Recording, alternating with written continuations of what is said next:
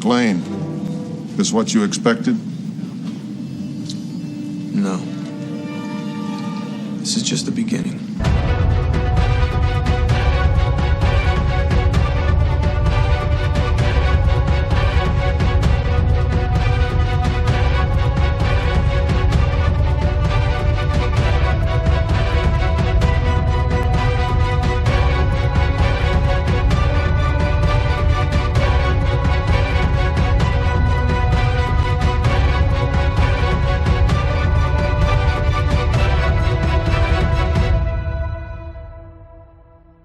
Hey, what's up out there, everybody? I hope everything is going well for you guys. I want to thank you, as always, for stopping by the channel. We are on our final stop in the journey through the Die Hard movies. If you've missed any of the prior reviews, I'm going to leave a bunch of links all over the place for you guys to check out if you would like. But today, we've made it, guys. It's the last film in the franchise, and sadly, it isn't a very spectacular closing to this series because, of course, we're talking about A Good Day to Die Hard from 2013. It has its brief moments, but overall, it isn't the blow your mind type of Die Hard movie we've come to expect, so let's get into it.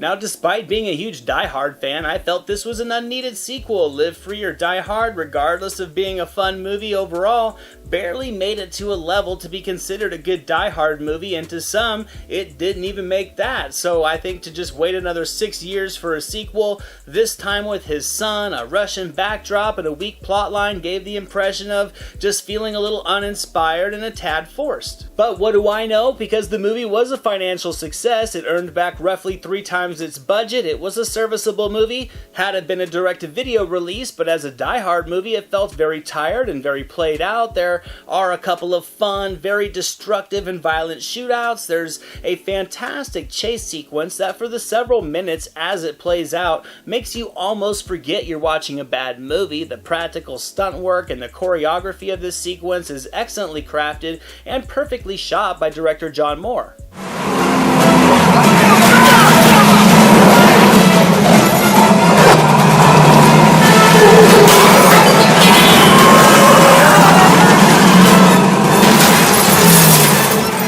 It's without a doubt adrenaline pumping, it's awesome to watch. I think from the aspect of just pure cinematic car chases, it's up there in the upper echelon. The problem is, as the movie progresses, the scale of the action just continues to increase with over-the-top absurdity, which in turn just makes the movie far less able to be taken seriously. The final sequence on the rooftop with the helicopter just was not very engaging to me, and the dark backdrop hindered what visual appeal there was. Slow motion techniques are added to a couple of scenes here and there, and they don't deliver the styling it seemed intended to do, and despite being just a very loud and explosive movie, the final act overall and all of the action is a bit of a letdown.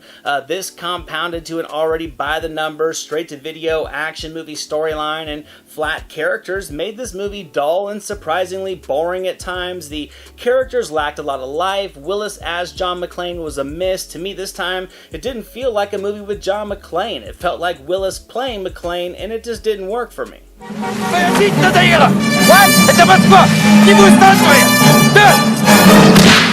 think I understand a word you're saying?